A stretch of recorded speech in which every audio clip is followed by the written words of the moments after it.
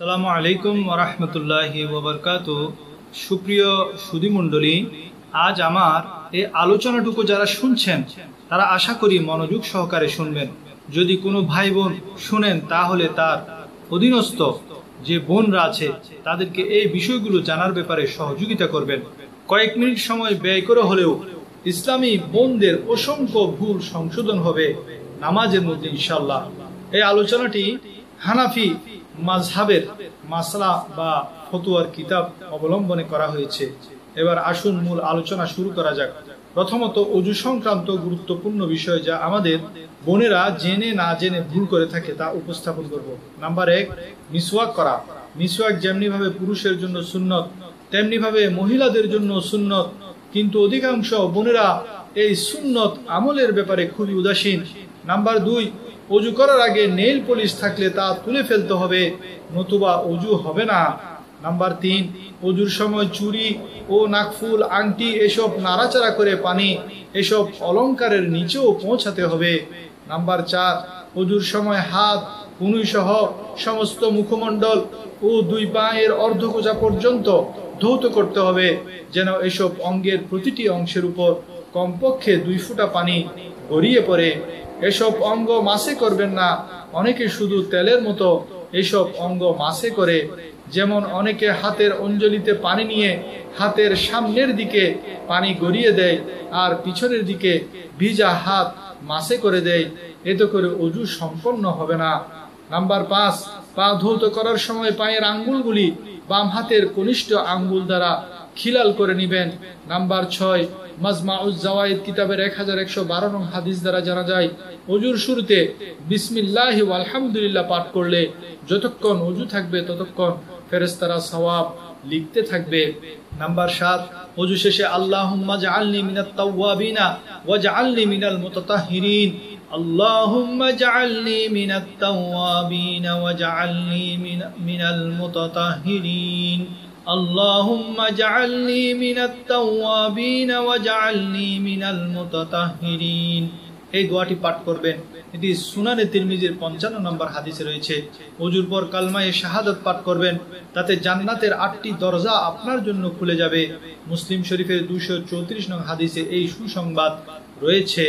Number 8, ওযুর সময় কিবলার দিকে থুতু কফ কুলির পানি ফেলবেন না। নাম্বার 9, এক হাতে মুখমণ্ডল ধৌত করবেন না, গলা মাসে করবেন না, এভাবে গলা মাসে করবেন না। নাম্বার 10, বাম হাতে কুলি করবেন না। নাম্বার 11, ডান হাতে নাক পরিষ্কার করবেন না। অনেকে ডান হাতে এই 2 আঙ্গুল দিয়ে নাক পরিষ্কার করতে হবে, বাম হাতের কনিষ্ঠ এবং বৃদ্ধা আঙ্গুল দিয়ে। নাম্বার 12, মুখ ধৌত করার সময় ঠোঁট ও চোখ জোরে বন্ধ করে রাখবেন না, বরং স্বাভাবিক রাখবেন, যাতে আপনার ঠোঁটের মধ্যে চোখের ভিতরেও পানি প্রবেশ করতে পারে। নাম্বার 13, ঘরে যেসব বালতি টব ড্রামে পানি জমা রাখা হয় তাতে ওযুহীন অবস্থায় কিংবা হায়েজ অবস্থায় হাত বা আঙ্গুল চুবানোর ব্যাপারে সতর্কতা অবলম্বন করবেন। এসব ছোট পাত্রে জমা করা পানিতে যদি আপনার আঙ্গুল এমনকি আঙ্গুলের সামান্য নখ কিংবা হাত চুবান তাহলে সেই পানি ব্যবহৃত পানি হিসেবে গণ্য হয়ে যাবে, আর সেই পানি দিয়ে আপনি ওযু ও গোসল করতে পারবেন না, তবে কাপড় চোপড় ধৌত করতে পারবেন। নাম্বার 14, কোনো বোনের চোখে যদি রোগ থাকে আর সেই রোগের কারণে যে পানি বের হয় তার দ্বারা ওযু ভঙ্গ হয়ে যাবে, আর অসুস্থ চোখ থেকে বের হওয়া পানিও নাপাক, সে পানি যে কাপড়ে লাগবে সেই কাপড়ও নাপাক হয়ে যাবে। নাম্বার 15, মুখ ভর্তি বমি করলেও ওযু ভঙ্গ হয়ে যাবে, আর এসব বমি প্রস্রাবের মতো নাপাক, তাই বমি যেন কাপড়ে না লাগে সে ব্যাপারে সতর্ক থাকতে হবে। নাম্বার 16, একদিনের বাচ্চা হলেও তার প্রস্রাব নাপাক এবং তার বমিও যদি মুখ ভর্তি হয় সেই বমিও প্রস্রাবের মতো নাপাক। সুতরাং মা বোনেরা বাচ্চাদের পেশাব ও বমি থেকে সতর্ক থাকতে হবে। নাম্বার 17, রুকু সিজদা বিশিষ্ট নামাজে বালেগা মেয়েরা অট্টহাসি দিলে নামাজ ওযু দুইটাই ভেঙে যাবে, তাই নামাজ ছাড়া অট্টহাসি দিলে ওযু ভাঙবে না, তবে অট্টহাসি দেওয়া সুন্নতের খেলাফ। আমাদের প্রিয় নবীজি মুস্কি হাসতেন। নাম্বার 18, অনেক বোনেরা বলে থাকে যে শুকরের নাম নিলে ওযু ভঙ্গ হয়ে যায়, এটা ভুল ধারণা। নাম্বার 19, অনেক বোনেরা ধারণা করে অজুর পর মাথার কাপড় পরে গেলে অজু ভেঙে যায়। এটাও ভুল ধারণা, অজুর পর মাথার কাপড় পরে গেলে অজু ভঙ্গ হয় না। নাম্বার 20, আর যাদের গোসল ওয়াজিব হয় তারা অলসতা করে ওয়াজিব গোসল করতে বিলম্ব করা ঠিক না। রাতে গোসল ওয়াজিব হলে তাহলে উজু করে নেওয়া চাই, এতে বেশি দেরি করা উচিত নয়, যার ফলে নামাজের ওয়াক্ত চলে যায়। নুজহাতুল কারি নামক কিতাবে রয়েছে গোসল ফরজ হওয়া অবস্থায় পানাহার করলে রিজিকে বরকত চলে যায়। আর আবু দাউদ শরীফের 227 নং হাদিসে দেখা যায়, যেই ঘরে নাপাক লোক থাকে সেই ঘরে রহমতের ফেরেশতা প্রবেশ করে না। তাই বোনেরা হায়েজ বন্ধ হওয়ার পর সাথে সাথে গোসল করে নেওয়া উচিত। নাম্বার 21, যখন আজান শোনা যায় তখন আমাদের বোনেরা মাথায় কাপড় দেয়, তা ভালো, কিন্তু তারা আজানের জবাব দেয় না। অথচ হযরত ওমর রাদিয়াল্লাহু তাআলা আনহু থেকে বর্ণিত, নবী করিম সাল্লাল্লাহু আলাইহি ওয়াসাল্লাম ইরশাদ করেন, যারা আজানের জবাব দিবে তারা জান্নাতে প্রবেশ করবে। আজানের জবাব হলো প্রথমে যে সমস্ত শব্দগুলা মুয়াজ্জিন বলে সেই সমস্ত শব্দ রিপিট করা, এবং হাইয়া আলাস সালাহ এবং হাইয়া আলাল ফালার সময় লা হাওলা ওয়ালা কুওয়াতা ইল্লা বিল্লাহ পাঠ করা, এবং আজানের পরে আজানের যে দোয়া সেটা পাঠ করা। যারা এভাবে আজানের জবাব দিবে তারা জান্নাতে প্রবেশ করবে। এটা মুসলিম শরীফের 385 নম্বর হাদিস। রদ্দুল মুখতার 2য় খণ্ডে আজানের জবাব দেওয়ার ব্যাপারে বলা হয়েছে, যখন আশহাদু আন্না মুহাম্মাদুর রাসূলুল্লাহ, আশহাদু আন্না মুহাম্মাদুর রাসূলুল্লাহ বলবে তখন বলবেন সাল্লাল্লাহু আলাইকা ইয়া রাসূলুল্লাহ। আর দ্বিতীয়বার যখন বলবে তখন বলবেন কুররাতু আইনি বিকা ইয়া রাসূলুল্লাহ, এবং বৃদ্ধাঙ্গুলির নখকে চোখে চুমু দিয়ে চোখে লাগিয়ে বলবেন আল্লাহুম্মা মাত্তি'নি বিস-সাম'i ওয়াল বাসরি, অর্থাৎ হে আল্লাহ আমার শ্রবণ শক্তি ও দৃষ্টি শক্তি দ্বারা আমাকে কল্যাণ দান করুন।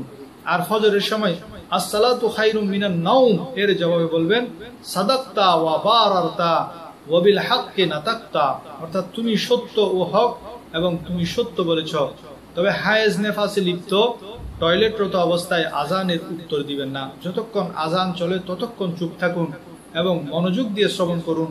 এমনকি কোরআন পাঠরত অবস্থায় থাকলেও কোরআন পাঠ করা বন্ধ রেখে আজান শুনবেন এবং আজানের জবাব দিবেন।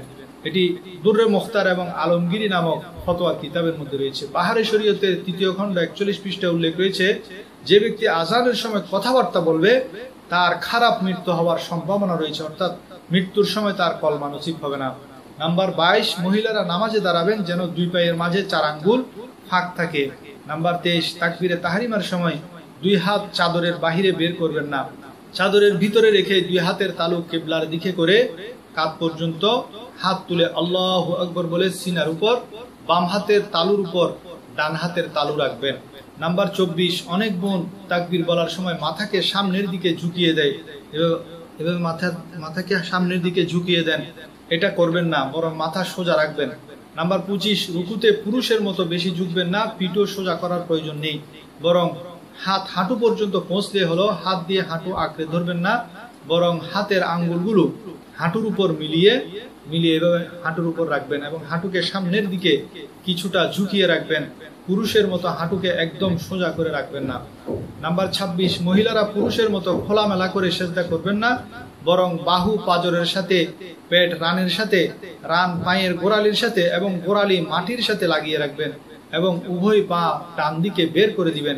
নাম্বার 27, মহিলাদের জন্য মুখ, হাতের তালু ও পায়ের তালু ছাড়া বাকি সমস্ত অঙ্গ সতর, সুতরাং এমন কাপড় পরিধান করবেন না যাতে এসব অঙ্গের চাইতে সামান্যতম বেশি খুলে যায়। যেমন এমন জামা পরিধান করা যাতে হাতের কনুই পর্যন্ত খোলা থাকে, তাহলে নামাজ হবে না। তেমনি ভাবে মা বোনেরা এমন পাতলা কাপড় পরিধান করলো যার ভিতর দিয়ে তাদের শরীরের অঙ্গসমূহ প্রকাশ পায়, তাহলে এমন পাতলা কাপড় পরিধান করে নামাজ পড়লে নামাজ আদায় হবে না। বিশেষ করে অধিকাংশ বোনেরা পাতলা ওড়না গায়ে দিয়ে নামাজ পড়ে, তাদের নামাজ বিলকুল হবে না। মোটা কাপড় বা ওড়না পরিধান করা জরুরি যাতে সতর প্রকাশ না পায়।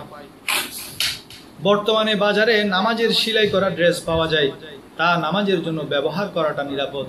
নাম্বার 28, ইসলামী বোনেরা ফজরের নামাজ প্রথম ওয়াক্তে আদায় করবেন, আর অন্য 4 ওয়াক্ত নামাজ যখন মসজিদে জামাত শেষ হবে তখন আদায় করবেন। যেমন জোহর যদি মসজিদে 1:30 মিনিটে শুরু হয়, মহিলারা 1:40 মিনিটে জোহর আদায় করবেন। আসর যদি 5টায় জামাত হয়, মহিলারা ঘরের মধ্যে 5টা 10 মিনিটে নামাজ পড়বেন। এটা দুররে মুখতার 2য় খণ্ড 30 পৃষ্ঠায় এই মাসালা বর্ণিত রয়েছে। নাম্বার 29, নামাজে মহিলারা কেরাত এমন আওয়াজে পাঠ করবে যেন কমপক্ষে নিজের কানে শোনা যায়, আবার এমন আওয়াজে পড়া যাবে না যেন কেরাতের আওয়াজ অন্যের কানে পৌঁছে যায়। আমাদের মা বোনেরা আরবি শব্দসমূহ উচ্চারণ শুদ্ধ করার ব্যাপারে খুবই উদাসীন। মনে রাখবেন, শুদ্ধ উচ্চারণের জন্য প্রত্যেককে রাত দিন পরিশ্রম করতে হবে। শিকার চেষ্টা না করে ভুলভাল উচ্চারণে কেরাত পাঠে নামাজ আদায় করলে তা আদায় হবে না। যদি আপনি শুদ্ধ উচ্চারণের জন্য চেষ্টা করে যান, তখনকার সময়ের নামাজ কবুল হবে, চেষ্টা না চালালে কবুল হবে না। নাম্বার 30, রুকু থেকে কোমর সোজা করে দাঁড়ানো ওয়াজিব, তেমনি ভাবে 2 সিজদার মাঝখানে কোমর সোজা করে বসাও ওয়াজিব। অনেক বোনেরা রুকু ও 2 সিজদার মাঝে কোমর সোজা করে না, তাড়াহুড়ো করে নামাজ আদায় করে তাদের নামাজ ওয়াজিব তরক করার দরুন পুনরায় আদায় করতে হবে। নাম্বার 31, ফরজ, বিতির এবং ফজরের সুন্নত এই নামাজগুলোতে কিয়াম বা দাঁড়িয়ে পড়া ফরজ। কেহ যদি এইসব নামাজ কোনো সমস্যা না থাকলেও অলসতাবশত বসে বসে পড়ে, তাহলে নামাজ হবে না। যে সমস্ত বোনেরা দাঁড়াতে সক্ষম হওয়া সত্ত্বেও সামান্য কারণে বসে বসে এসব নামাজ আদায় করেছেন, তাদের উক্ত নামাজগুলো পুনরায় আদায় করা ফরজ। কেহ দাঁড়াতে পারে না কিন্তু লাঠিতে ভর দিয়ে কিংবা দেয়ালে হেলান দিয়ে দাঁড়াতে পারে, তাদের উচিত ফরজ, বিতির এবং ফজর সুন্নত নামাজ দাঁড়িয়ে আদায় করা। এই মাসালাটি বাহারে শরীয়ত 3য় খণ্ডের 79 পৃষ্ঠায় রয়েছে। আর বাকি নামাজগুলো দাঁড়িয়ে আদায় করা উত্তম, তবে বসে আদায় করলেও আদায় হয়ে যাবে, তবে বিনা উজরে বসে পড়লে সওয়াব পাবেন অর্ধেক।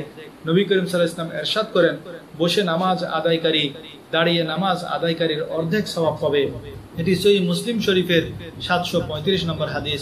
32 নম্বর বিষয়টি হলো, মহিলারা সাধারণত ঘরে নামাজ আদায় করে তাদের উচিত এমন স্থানে নামাজে দাঁড়ানো যার আশেপাশে কোনো ধরনের ছবি, ক্যালেন্ডার, লিখিত কিছু লটকানো না থাকে, যাতে নামাজে সেদিকে মনোযোগ যায়। এসব থাকলে তা কাপড় দিয়ে ঢেকে দিবেন। নাম্বার 33, অনেক বোন দোয়ায়ে কুনুত মুখস্থ জানে না, তাদের উচিত বিতির নামাজের জন্য দোয়ায়ে কুনুত মুখস্থ করার চেষ্টা করা।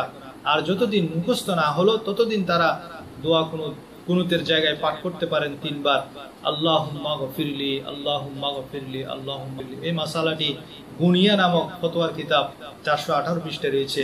নাম্বার 34, বিতিরের সালাম ফিরিয়ে 3 বার সুবহানাল মালিকিল কুদ্দুস পাঠ করা সুন্নত। এটি নাসাই শরীফের 1729 নম্বর হাদিস। নাম্বার 35, নামাজের পর প্রিয় নবীর কিছু সুন্দর সুন্দর দোয়া ও ওয়াজিফা আছে। আসুন জেনে নিই 5 ওয়াক্ত নামাজের পর কি কি আমল করা যায়। একবার আয়াতুল কুরসি পাঠ করবেন, এটি মিশকাত শরীফের 974 নম্বর হাদিস, তাহলে মৃত্যুর সাথে সাথে জান্নাত নসিব হবে। একবার আল্লাহুম্মা আলা যিকরিকা ওয়া শুকরিকা ওয়া হুসনি ইবাদাতিক, এটা আবু দাউদ শরীফের 1522 নম্বর হাদিসে রয়েছে। 3 বার আস্তাগফিরুল্লাহাল্লাযী লা ইলাহা ইল্লা হুয়াল হাইয়ুল কাইয়্যুম ওয়া আতুবু ইলাইহি পাঠ করলে গুনাহ মাফ হয়ে যাবে। এটি তিরমিজি শরীফের 3588 নম্বর হাদিস। তাসবিহে ফাতিমি লা ইলাহা ইল্লাল্লাহ সুবহানাল্লাহ 33 বার, আলহামদুলিল্লাহ 33 বার, আল্লাহু আকবার 33 বার, এবং একবার পড়বেন লা ইলাহা ইল্লাল্লাহু ওয়াহদাহু লা শারীকা লাহু লাহুল মুলকু ওয়া লাহুল হামদু ওয়া হুয়া আলা কুল্লি শাইইন কাদির। তাহলে সমুদ্রের ফেনা পরিমাণ গুনাহ ও যদি আপনার থাকে তা ক্ষমা হয়ে যাবে। এছাড়া আরো অনেক দোয়া ও ওয়াজিফা আছে, যা ইনশাআল্লাহ আরেকদিন বিস্তারিত আলোচনা করব। আশা করি আমার মা বোনেরা এই আলোচনা থেকে অসংখ্য আপনাদের ভুল সংশোধন করে নেবেন এবং আমার জন্য দোয়া করবেন, আমি যেন আরো সুন্দর সুন্দর বিষয় নিয়ে আপনাদের সামনে উপস্থিত হতে পারি। আল্লাহ রাব্বুল আলামিন সকলকে বুঝার এবং আমল করার তৌফিক দান করুন। আমিন। ওয়া মা আলাইনা ইল্লাল বালাগ।